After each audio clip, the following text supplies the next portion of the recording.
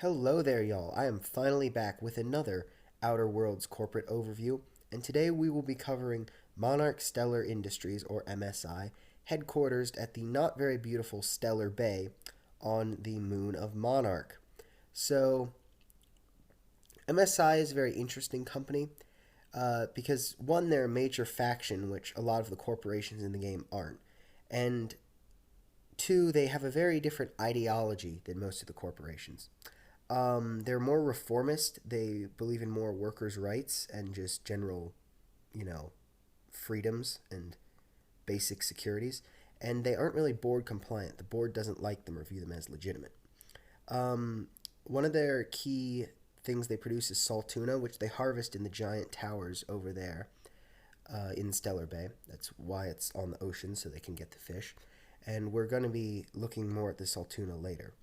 But the company in general has another interesting thing about it, which is its leadership transparency.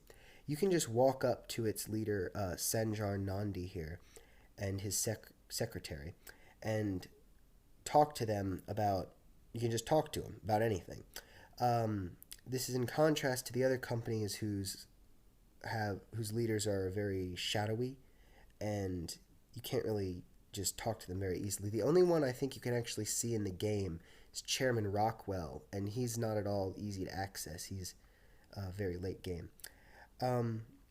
So the Saltuna I was talking about, it's a very basic consumable. It's not actually made under their name. It's made under a subsidiary, which I thought was strange, but here you can just eat it a little here. I'll eat two of them, I suppose. Yeah, so it's made under the name Saltuna of the Deep, which is strange, and it's just a basic consumable. So at this point in the video, I have to issue a spoiler warning. Things discussed later in this video will relate to results of main game quests, so if you don't want to see that, click off now. So this weapon here is a modified flamethrower called the Saltuna Searer, and it is, in a way, a product of MSI.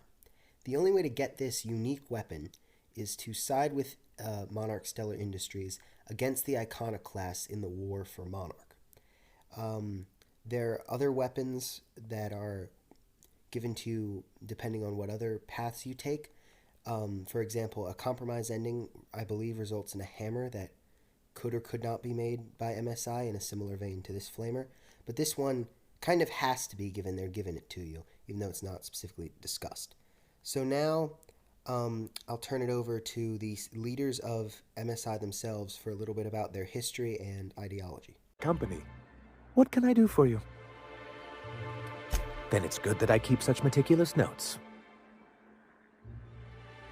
I've asked myself the same thing many times, especially seeing as the legal mechanisms we employed were part of the board's own bylaws.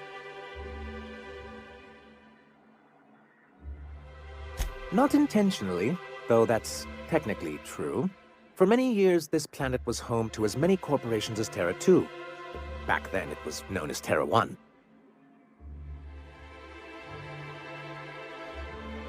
As you may have noticed, this planet has more than its share of hazards. And as the other corporations began to tally their losses, they decided to pull out. Our leadership at the time certainly wanted to. And how did that work out? Most regard Monarch as a lost cause. But there were others of us who saw an opportunity. The chance to improve working hours and conditions, to reform MSI from the ground up.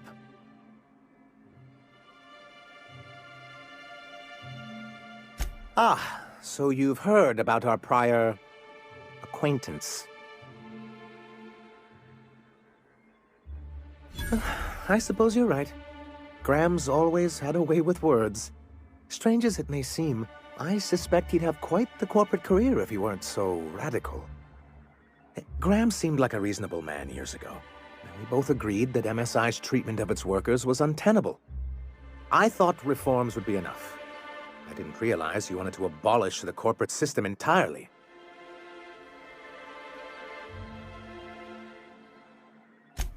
Reforms are humane, but they're also good business sense.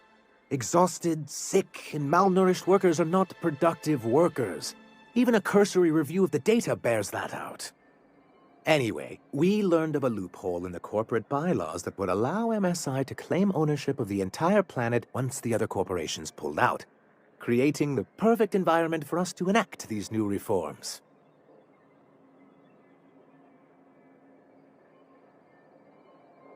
No, they laughed in our faces and insisted we'd be relocating to Terra 2, along with everyone else. Yes, some of us stayed behind, and as the most senior executive remaining, I ended up in charge of what was left of MSI.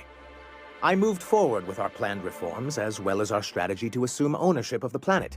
Yet not long after I renamed it Monarch, the other corporations dislodged us from the board and began an official campaign to paint us as lawless savages. I don't think I realized how far they'd stoop. Everything we did was legal and above board.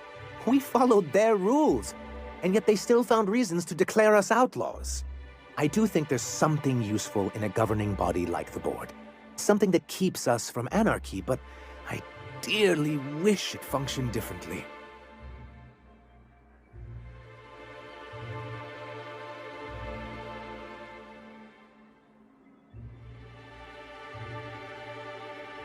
Well, technically, he may have suggested it, but he certainly wasn't doing the paperwork himself. What can I do for you?